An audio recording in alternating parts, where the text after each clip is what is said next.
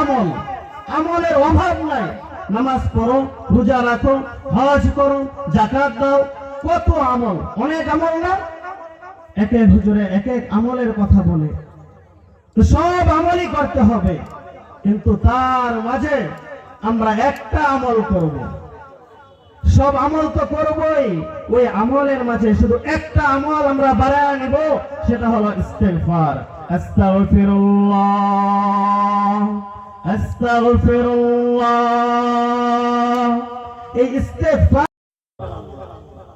আল্লাহ রাব্বুল আলামিন বান্দাকে সুস্থতা রেখে পরীক্ষা করেন, আবার বান্দাকে আল্লাহ রাব্বুল আলামিন অসুস্থ করেও পরীক্ষা করেন। দেখেন যে বান্দা কতটুকু উত্তীর্ণ হতে পারে। তো এই জন্য অসুস্থ থাকলেও আলহামদুলিল্লাহ, সুস্থ থাকলেও আলহামদুলিল্লাহ।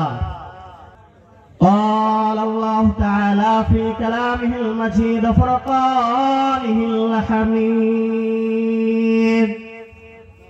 بل تؤثرون الحياة الدنيا والآخرة خير وأبقى قال النبي صلى الله عليه وسلم الدنيا مزرعة الآخرة أو كما قال عليه الصلاة والسلام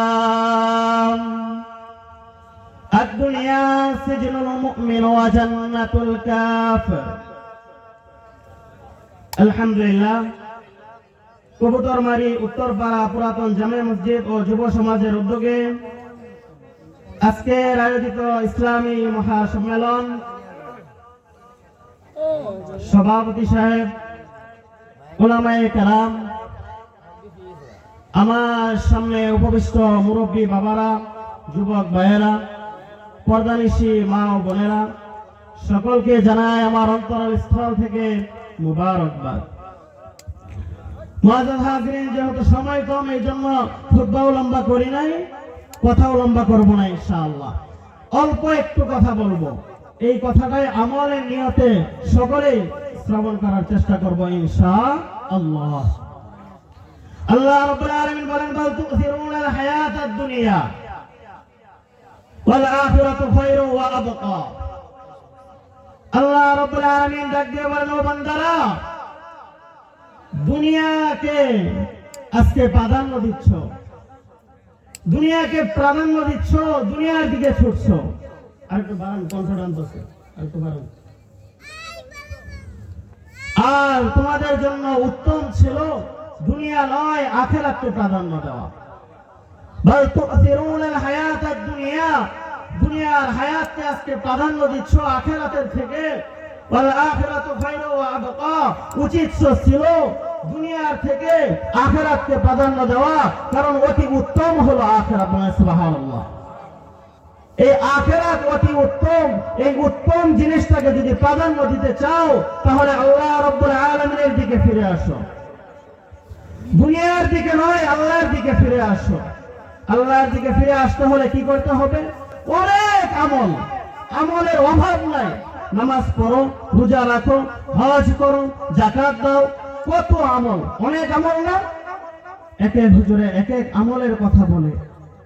তো সব আমলই করতে হবে, কিন্তু তার মাঝে আমরা একটা আমল করব।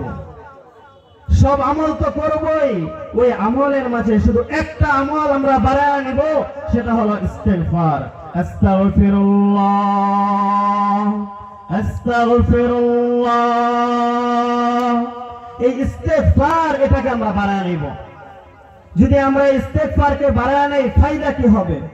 ইমাম আহমদ ইবনে হাম্বল রাহমাতুল্লাহি আলাইহি, নাম শুনছেন আমরা সকলে? ইমাম আহমদ ইবনে হাম্বল রাহমাতুল্লাহি আলাইহি সফরের উদ্দেশ্যে বাড়ি থেকে বের হয়েছেন। এত বড় ইমাম সফর করার জন্য যখন নাকি বাড়ি থেকে বের হন, আহমদ ইবনে হাম্বল রাহমাতুল্লাহি আলাইহি রাত্র হয়ে গেছেন। এখন রাত্রে থাকতে তো হবে, রাত্রে তো আর চলা যায় না, কারণ আগের যুগ আর আমাদের বর্তমান যুগ এক ছিল না। আমাদের যে বর্তমান যুগ, এই যুগটা আগের যুগের মতো না, আর আগের যুগটা বর্তমান যুগের মতো না। ওই যুগটা অন্যরকম যুগ ছিল। ওই সময় আহমদ ইবনে হাম্বল রাহমাতুল্লাহি আলাইহি সফরের জন্য বের হয়েছেন। সফর করতে করতে রাস্তা চলতে চলতে সন্ধ্যা হয়ে যায়। সন্ধ্যার সময় ইমাম আহমদ ইবনে হাম্বল রাহমাতুল্লাহি আলাইহি একটা মসজিদে আশ্রয় নেন। মসজিদে নামাজ পড়েন, মাগরিবের নামাজ আদায় করেন। মাগরিবের নামাজ আদায় করার পরে এশারের সময় হয়ে যায়, এশারের নামাজ আদায় করেন। ইমাম আহমদ ইবনে হাম্বল রাহমাতুল্লাহি আলাইহি এশারের নামাজ পড়ে কিতাব নিয়ে বসে যান। কিতাব মুতালা করতে থাকেন। যখন নাকি আহমদ ইবনে হাম্বল রাহমাতুল্লাহি আলাইহি কিতাবকে মুতালা করেন, ঠিক ওই সময় মসজিদের পাশে যে দায়িত্বে থাকে মসজিদের সভাপতি বা সেক্রেটারি, যে কেউ একজন, তো মসজিদের দায়িত্বশীল ব্যক্তি একজন আসলো, এসে বলতেছে, ভাই তুমি যে এখানে বসে আছো, এখানে তো বসে থাকা যাবে না, তুমি মসজিদ থেকে চলে গেলে ভালো হয়। কারণ সে তো জানে না এই ব্যক্তি এত বড় একজন ইমাম, এত উঁচু মাপের একজন আলেম আহমদ ইবনে হাম্বল রাহমাতুল্লাহি আলাইহি। তিনি বলতেছেন, ভাই সমস্যা কি? আমি তো এশারের নামাজ পড়েছি, আবার ফজরের নামাজও জামাতে পড়ব। আমি আপনার এশারের নামাজের মুসল্লি ছিলাম, ফজরের নামাজেরও মুসল্লি। তো এশারের নামাজ আদায় করেছি, ফজরের নামাজ আদায় করব, তাহলে মসজিদে অবস্থান করলে তো সমস্যা নাই। তো এই লোক বলতেছে, না ভাই, মসজিদে থাকা যাবে না, এটা থাকার জায়গা নয়। যদি এখান থেকে কিছু চুরি হয়ে যায়, হারায়া যায়, তার দায়ভার কি আপনি দিবেন? আহমদ ইবনে হাম্বল রাহমাতুল্লাহি আলাইহি মসজিদ থেকে বের করে দিয়েছেন।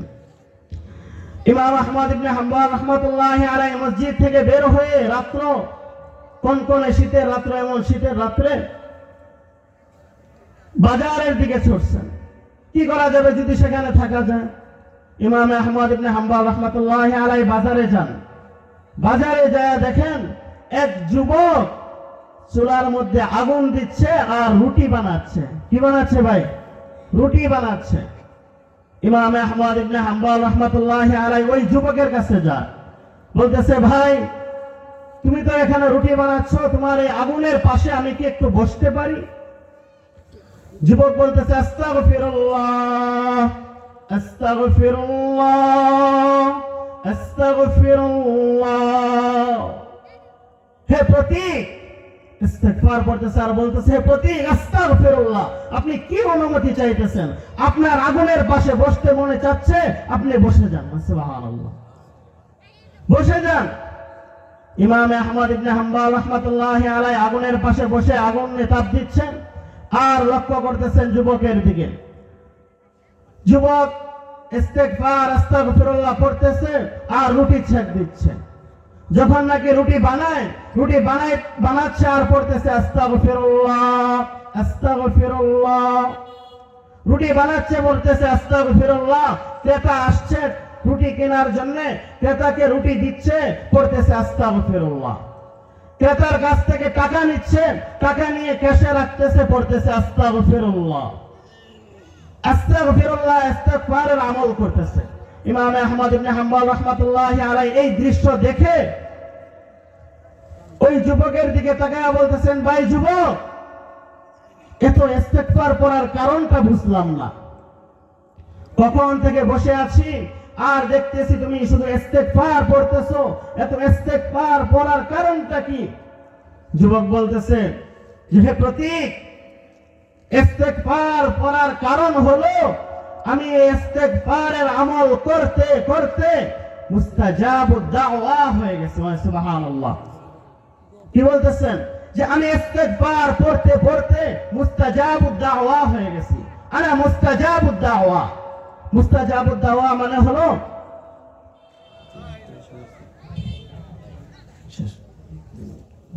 মুস্তাজাবুদ দাওয়া মানে হলো যে আল্লাহ তাআলার কাছে যে দোয়া করা হয় ওই দোয়া আল্লাহ তাআলা সাথে সাথে কবুল করে নেন। সুবহানাল্লাহ।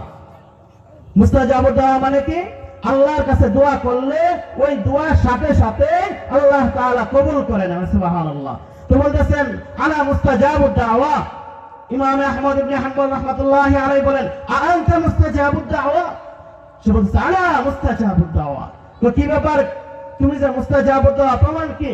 বলতেছে, যুবক বলতেছে, হে প্রতীক, আমি যত দোয়া আল্লাহ রাব্বুল আলামিনের কাছে করেছি সব দোয়া আল্লাহ তাআলা কবুল করে নিয়েছেন, শুধু একটা দোয়া আল্লাহ কবুল করেন নাই। আমি আশায় আছি আল্লাহ রাব্বুল আলামিন চাহে তো ওই দোয়াটাও কবুল করে নেবেন। সুবহানাল্লাহ। আহমদ ইবনে হাম্বল রাহমাতুল্লাহি আলাইহি বলেন, সেই দোয়াটা কি? যুবক বলতেছে, প্রতীক, আমার আল্লাহ রাব্বুল আলামিনের কাছে একটাই দোয়া, যে আল্লাহ মৃত্যুর আগে ইমাম আহমদ হাম্বল রাহমাতুল্লাহি আলাইহিকে না দেখায়া আমার মৃত্যু দিও না। সুবহানাল্লাহ। ইমাম আহমদ রাহমাতুল্লাহি আলাইহি কান্না করতেছে, চোখের পানি পড়তেছে, বলতেছে, ও যুবক, আর টেনশন করার কিছু নাই, তুমি যে দোয়া আল্লাহর কাছে করেছিলা ওই দোয়া আল্লাহ তাআলা কবুল করে নিয়েছেন। সুবহানাল্লাহ। এই জন্য ভাই ইস্তেগফারের আমলটা বেশি বেশি করার চেষ্টা করব। এই ইস্তেগফার করতে করতে হতে পারে আল্লাহ তাআলা আপনাকে আমাকেও মুস্তাজাবুদ দাওয়া বানায় দিতে পারেন। এই জন্য বেশি বেশি ইস্তেগফার করার চেষ্টা করব ইনশাআল্লাহ তাআলা। ওয়া আখিরি দাওয়ানা আলহামদুলিল্লাহি রাব্বিল আলামিন।